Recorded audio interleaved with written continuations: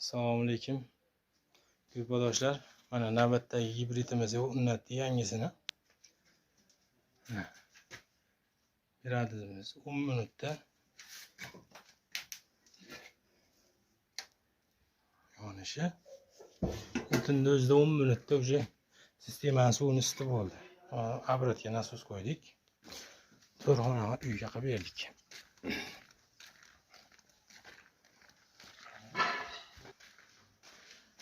Uyimiz birinchi tochka bo'ldi. Mana tomdan bitta tushdi. Bu yerdan bitta ketdi. Qolgan poltaydan ketdi hammasi. Uyimiz bo'lsa ikkinchi uyimiz. Buruq qirqligidan qo'yib berdik. Bu ikkinchi uyimiz. O'zi oshxona. Üçüncüsü. Hatta hammamımız var. Hammamı bitti sayısalıyla koyuverdik. 20 litre isteyip